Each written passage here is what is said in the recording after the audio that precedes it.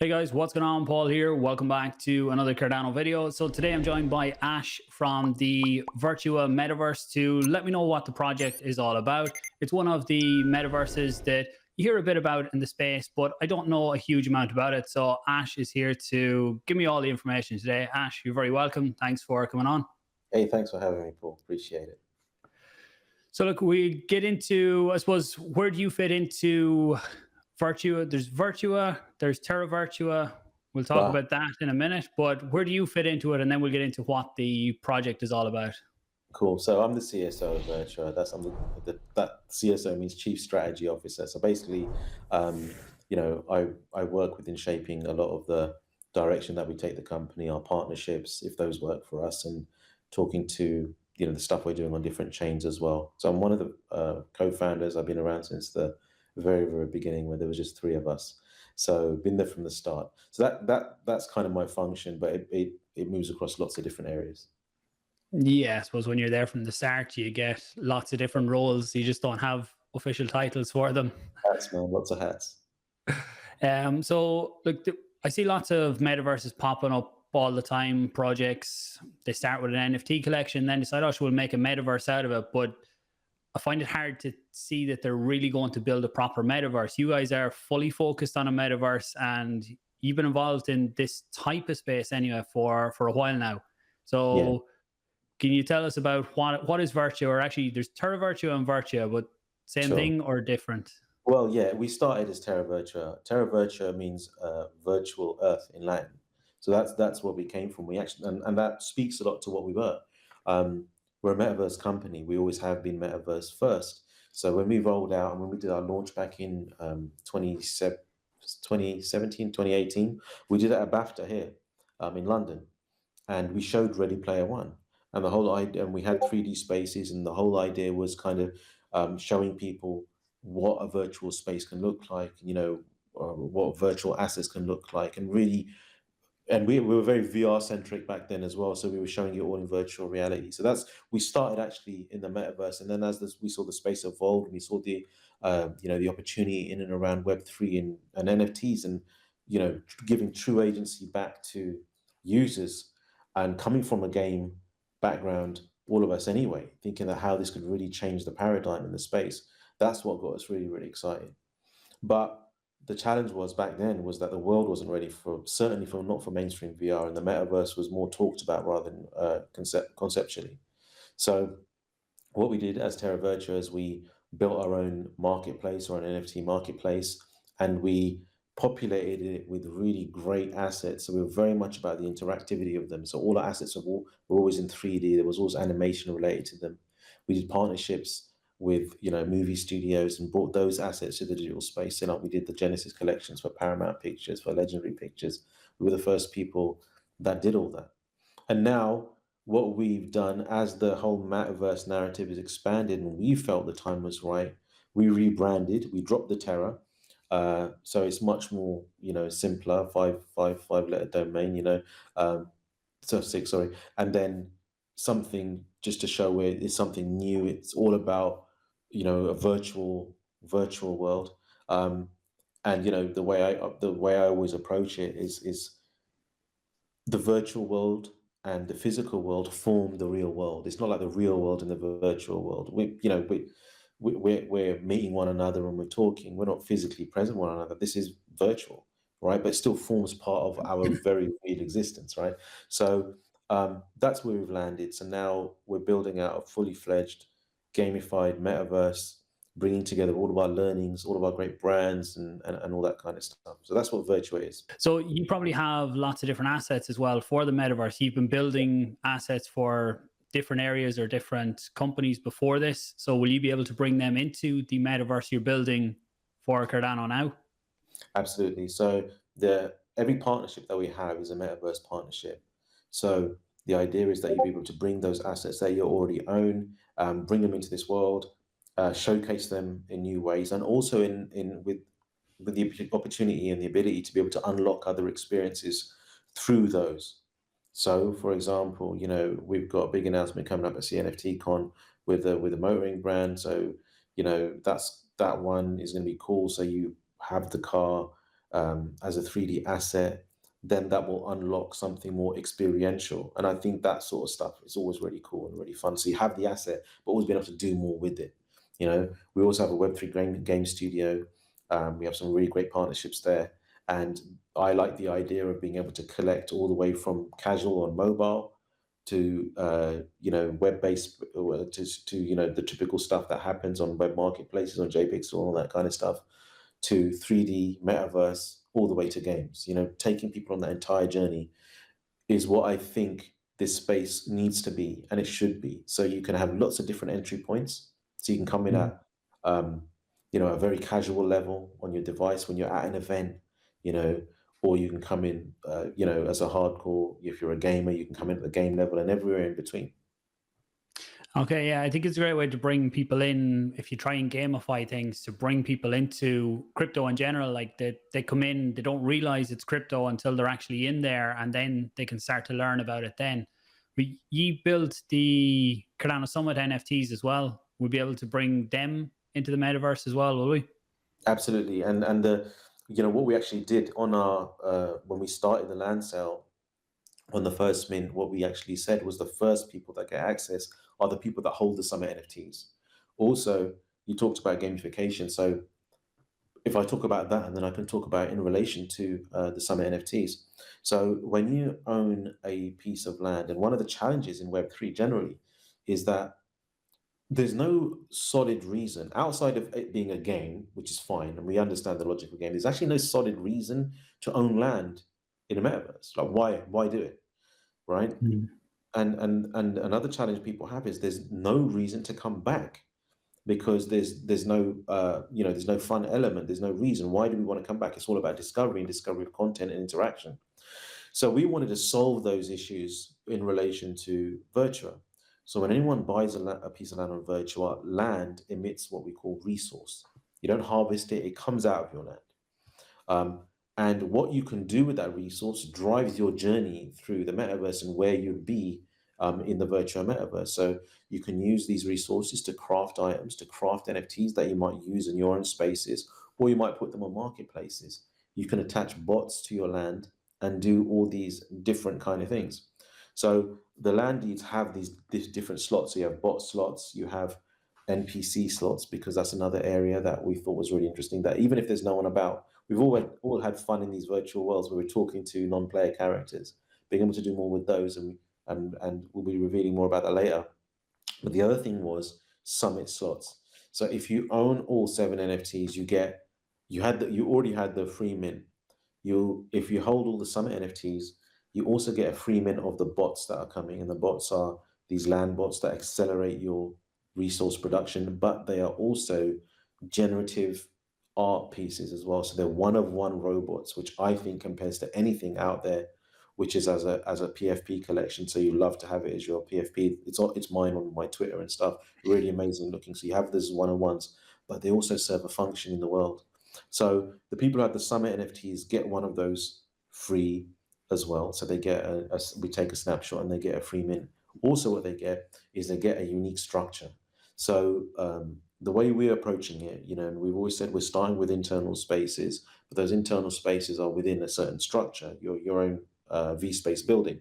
And the Summit holders get a unique building as well. So when the outside spaces comes, you'll be able to see these amazing structures. So we wanted to really create a benefit of someone who collected all of those Summit NFTs.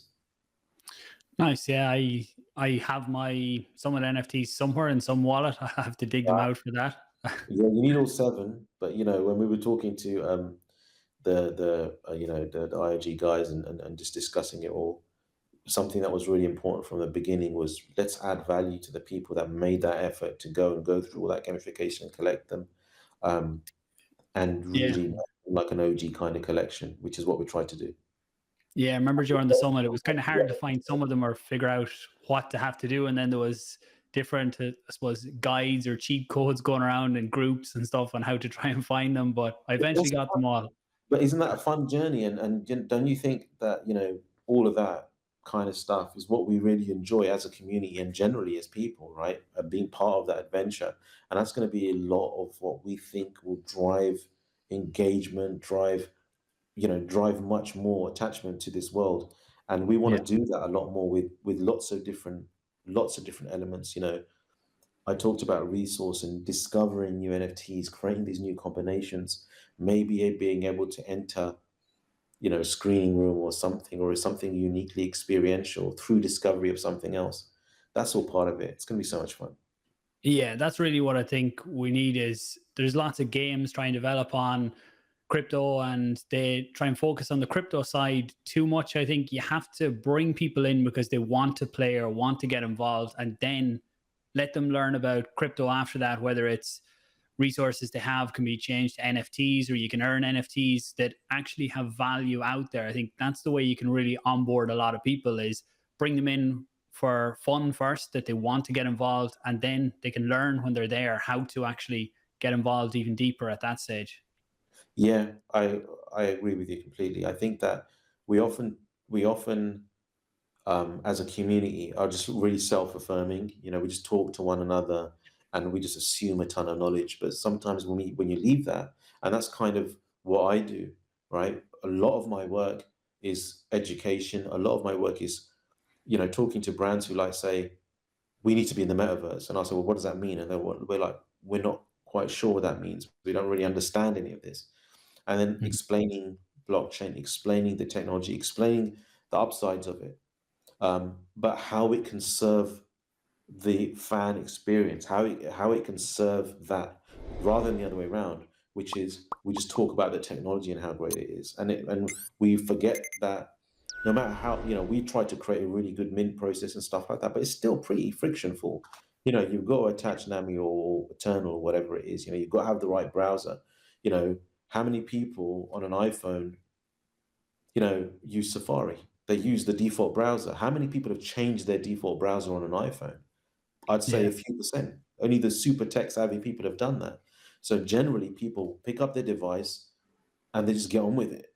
And we need to make our worlds, our experiences like that. And then you can take people on a journey of discovery. Then it's like, well, did you know there's this thing and this thing? That's what you have to do. You have to really think about that journey. Um, and then that's how we're going to take the space from however many million are using it to the tens of millions, to the 20 millions. And if you're talking to some of these big brands, for them anything sub million is a platform which is like, it's irrelevant. It's a failure. Because Roblox gives them 30 million, Minecraft gives them 35 million daily active users, right? So they're saying that, why do we need to be here if we can be there? Because we want to go where our customers are. We want to go where the people are. So our thinking is very much about, okay, well, how do we make this something that goes from, tens of thousands and hundreds of thousands to the millions? What makes it like, your daughter wants to use it? That's the question. Or my boys want to use it, or whoever. That's where we need to be. That Gen Z, the next generation, they all use these digital spaces. That's where they exist. 60% of their social is in these sort of worlds now. And they, all the latest surveys say that they view their digital relationships, the relationships they have online, as just as authentic as their real world relationships, which might be alien to older generations. But that's how it is now. And, when they want to socialize with each other, what do? They're jumping on devices. That's just how it is. Mhm. So we have to exist within that paradigm and think, okay, well, if that's how it is, what does Web3 look like on that journey? What does a Web3 metaverse look like on that journey? Why would they rather come to Virtua than come to, other platforms? And that's what's first and foremost in my mind a lot of the time, which is not the plumbing of it. I leave that to people that are much smarter than me. Um, but very much about, okay, well, how can this benefit our Web3 communities, and also how do we take it to mainstream? Yeah, I'm really glad to hear that element is a part of your thinking, and that there is that type of role there within the project, because a lot of times metaverse becomes this buzzword. We have to be in the metaverse, or not every product, but lots of projects coming out and they decide, oh, we'll do a metaverse as well. And it's like, you can't just do a metaverse and be successful. There's a lot more to it. Like, how will you actually bring people in? And what is a metaverse as well? There's you could get 20 different definitions of what it is. So I suppose we'll try and nail down what people can actually do within Virtua then when they come in. So just before we get into that, actually, you've Cardano Island. Is there going to be Ethereum Island, Bitcoin Island, or is it just Cardano for now? Cardano for now. There is going to be Virtua Prime, which is going to be Ethereum based. That is coming, and that's going to be the next big event that happens just in terms of land. But Okay. the reason why we began with the Cardano community is we had a relationship since we did the summer NFTs and before when they were IOHK, and also I think the other thing was that one thing I really sense about the Cardano community is it's a community of builders. It's a community of people that are really invested in the space, and it hasn't got like it didn't turn into what the Ethereum NFT space was. It hasn't done that, you know, um, and it's policed really well. I think just by the community, they call out nonsense. So it took us some time to earn the trust of the community because we came in really heavy, really fast, and people were like, well, who the hell are these guys, you know? But this is our hub. This is the core, So this is like where everything is beginning and the journey is starting. And that's why we had like a rare resource that's in all the land, which the other places will need. So we want our approach generally as Virtua and to the point that I mentioned to you earlier is that ultimately we are still early. We're early adopters. All of us are, right? We were talking before the call. Hey, both of us we've been involved in the space a long time, but a long time is like 5 to 7 years in this space, right? Yeah. But Gary, like our chairman, he was involved in the video gaming space at the very, very beginning, and that was like 40 years ago, and until, the first game licenses and stuff. So it's all very new. So what we've done is we've got the application layer, the apps and all the models set up here, and then we've got the blockchain layer sit underneath that, which allows us to create cool multi-chain solutions and ensure the journey is going to be cool. So no one's in a silo, because our view is that the rising tide should lift all the boats. We've got to elevate Web3. We can't, we can't make it this weird sort of niche thing that people are talking about, or these super techie people are talking about. That means we kind of need to work together. There has to be that piece. We can't silo ourselves off and say, it's Cardano versus Ethereum versus Solana. Absolutely, there's always going to be maxis on each chain. I get that, right? And everyone's going to talk about how they think, their chain is better than the other. But these are evolving technologies. But I like what I liked with Cardano is just the fact that the community seems super pumped for this, and you can talk to people in the community, and the community help. So that's why we began here. But so I thought I'd put that in. But yes, there will be more. There'll be much more in terms of experiential, but there won't be an Ethereum island. We would never call it that. There won't be a Bitcoin island. Okay. What's going to be next is going to be themed spaces, themed islands in and around the stuff that we're good at, and you can just use your imagination on that. So Virtua Prime is going to have different elements linked to that. So we work with Legendary. They've got Godzilla and Kong and big monsters. We work with Pacific Rim or huge mechs. Nice. We've got Williams Formula One, so that's motoring. So we want wherever there's fandom, we want to be, right? But Cardano Island is a part of that. So the academy, the educational pieces, the great partnerships that we have, the degen communities that exist in Cardano, those should all be part of this world. Yeah, and so say we're in Cardano Island, can we move across the different worlds or islands that come in then as well? All Yes. under, we say, the one account, even. Yeah, you've got a virtual account, you'll be able to do all of that. So you're going to sign with virtual. We've kept everything very wallet centric, wallet driven. But as the metaverse rolls out, we would say get a virtual account because it unlocks different privileges in different places. If people want to do it, if people don't want to, if they want to keep wallet driven, go for that too. You can do that. You can still trade. You can still do all of that sort of stuff. But resource lives off chain. So for you to trade resource, you do need to have an account to be able to do that. But yeah, and to your point, where we're beginning is where you'll start is you'll have what we call the V spaces. We're going to have a crib event. The crib event comes after our land claim, and that's where people can go in and they can experience their spaces, inside spaces, how they can showcase what they have, invite their friends, push to talk, all that kind of stuff. That's all going to be going live first. It's the inside stuff, and it works with portals, so you can jump to different spaces. That's what's coming first. So what's not coming at launch is like you'll be able to run around these huge open spaces and fly the spaceships and the planes yet. That is coming a little bit later. So the first is the inside spaces, multi-platform, and that's really, really important to us. So being able to access that on a browser, not having to be able to have a laptop to do it. You have lots of great, cool metaverse experiences, and people go nuts with them on the trailers. But then they realize, hang on, this is a download that I've got to do on Unreal 5. So you're limiting your market to PC gamers, right? Well, and you need great PCs to do that as well. Like you need a 3080 or something to be able to get the fidelity that you want, which is great. We want high fidelity, but we're talking to part of some of our partners. They want accessibility. They want this to be accessible in Africa, on a lo-fi. Our vision is if you've got a $30 Android phone, you should be able to access this metaverse, because that's what it's about, right? It's about onboarding from however and wherever. This has got to be something really cool that only works for people who've got great PCs in Asia, Europe, and the States. We want this to be kind of global.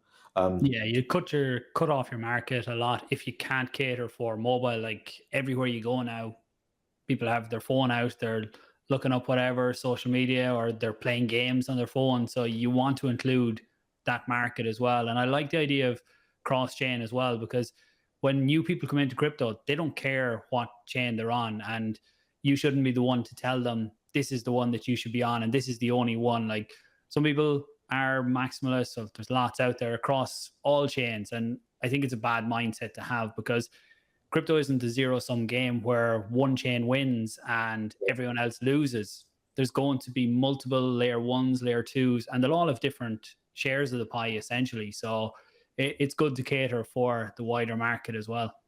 And I think that level of consolidation is inevitable. It's going to happen, right? I see some really interesting stuff in the future.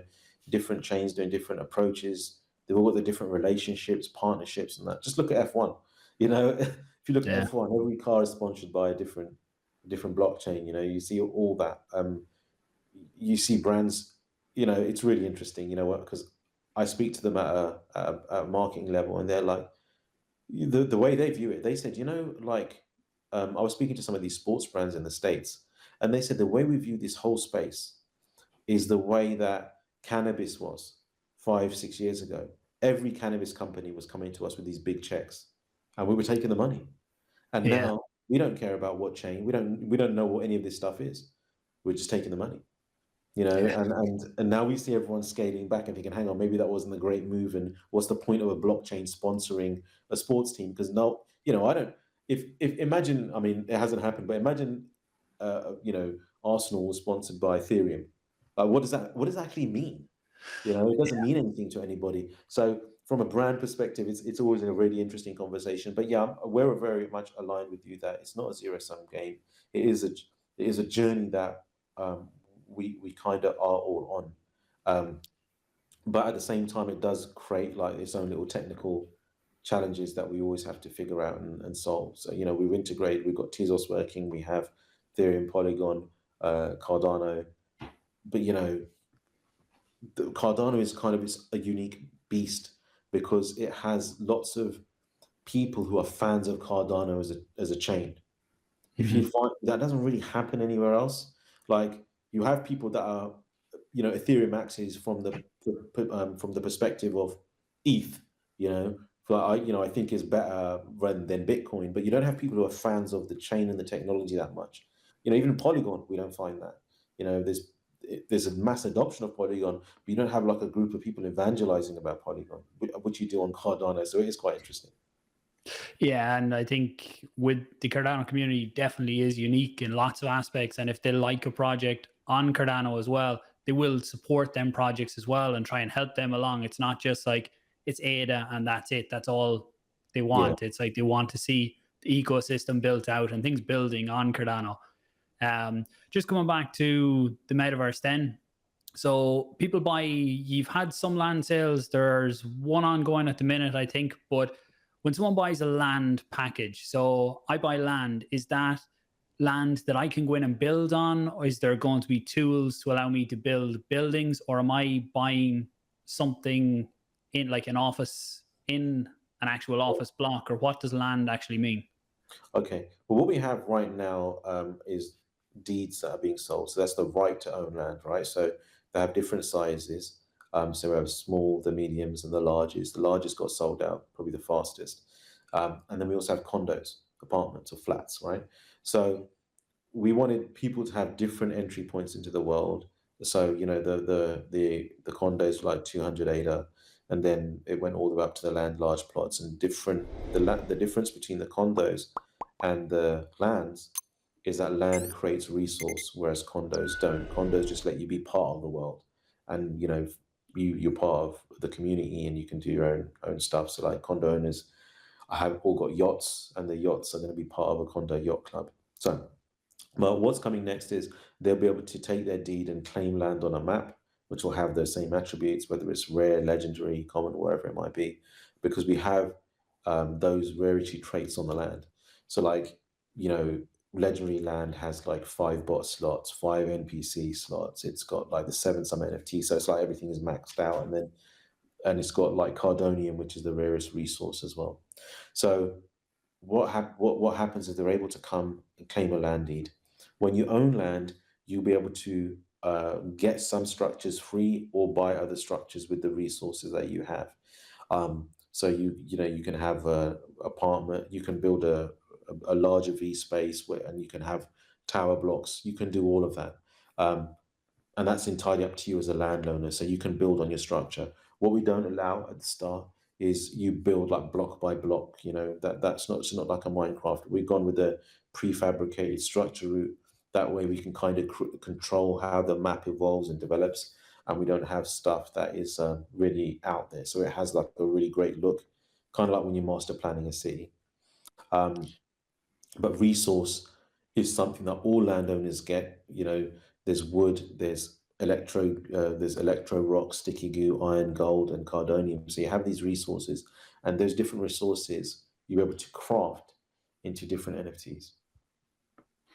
Okay, nice. So say I had a land plot in there, I could build a headquarters for Cardano with Paul, and I could have some kind of events there, could I? Or is Yes, that type of stuff possible? yes, and that's what we want. That's what we really want to see.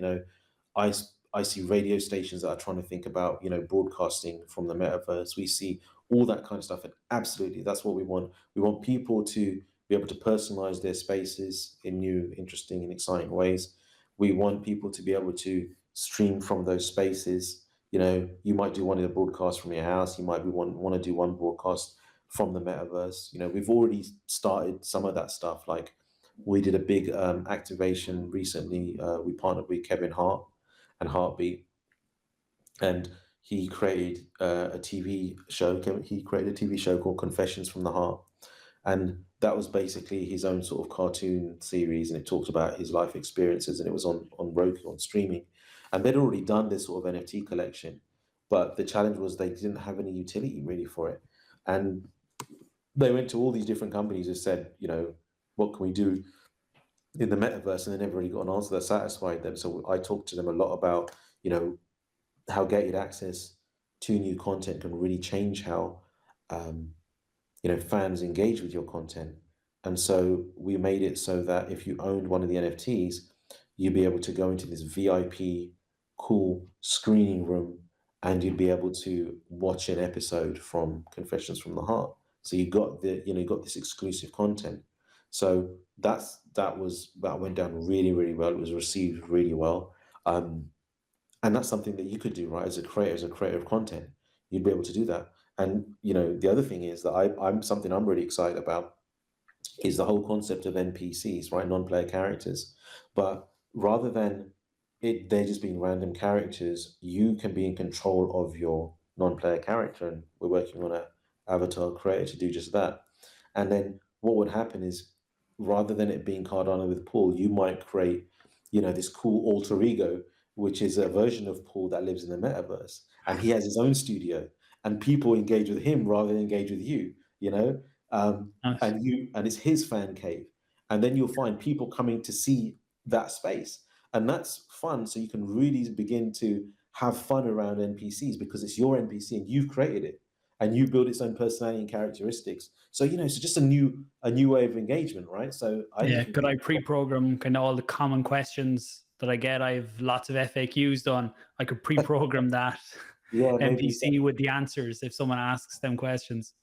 there's some like really cool AI stuff happening with different platforms. The guys at Alethea, Arif, I know him. He's done some really interesting stuff. So I think there's going to be a ton of that ends up happening where you can have smart interactions with the NPCs. So yeah, man. I mean, yeah, why not? Why not create your own personalities, alter egos that live in the metaverse as well? Which isn't because everyone thinks about, oh, it's my alter ego in the metaverse, and I can be whatever I'm in the metaverse, which is fine, right? But sometimes people want to themselves represent in the metaverse. But what you can do with NPCs is you can have like this little family of characters that maybe people aren't coming to see you. So like I talk about, I want to build my V space and I'll curate it the way I want. But what if one of my NPCs is like, I call him Crazy Bob, right? And the way I create my fan cave is just like a junkyard, and it's all sorts of stuff. And people will say, let's go to Crazy Bob's. Let's see what his place looks like, rather than you. So, you can Yeah. begin to have fun like that. Or you could build him up socially, and then maybe you decide to sell him to someone else, or you could license him to a talent agency. It happens now. That sort of stuff we're seeing is happening. We're seeing virtual bands. We're seeing like Kingship and Cool Cats being signed by talent agencies, and because these new IPs are like where the future, in my mind, I think that's where the future lies. How um, what happened with Artifact, Bored Apes, all of those, and that should happen in Cardano. Is like a really cool brand should pop, birthed in the metaverse that crosses over. We haven't got that yet. I mean, the Lena and Izzy are doing some cool stuff over at Claymates and Clay Nation. That is close to that. But yeah, I mean, why not? And that's the sort of, sorry, I'm going off on tangents, but that's the sort of stuff that's really exciting to me. Yeah, so lots of possibilities, we'll say, within what can be built within your own metaverse. So getting on in time now, I'm wondering, have we missed any aspects you'd like to cover here, or anything that I haven't? I know when I end the call, I'll think of lots of questions I should have asked, but anything Well, I'm that around. would be important for people to know? I think what's really important to know is like the way to view this is a new form of social, and get involved. Don't view it as, and I see this so much and it frustrates me so much as well. It's like, don't view this as, oh, it's something, it's a drop that needs to sell out. You know, it's a drop that I need to get involved with now, and then I'll just flip it and all that. It's not that. This is the start of this really, really amazing journey. And that's why, we're minting in small windows. We only open it for like 24 hours, 48 hours. Um, jump in, grab something, and then just be ready for the next bit. So we're going to be at CNFT. The mint windows, we're opening a mint. I think we opened one day before yesterday. I think it's closed again.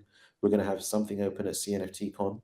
We're going to have a really cool bonus NFT as well. So whenever you buy a land deed, we give you an NFT that has use in the world. So far, and we've seen micro communities emerging from them. So we gave away this jet, and a micro community is emerging out of that. We gave away a yacht. The yacht club's emerging out of that.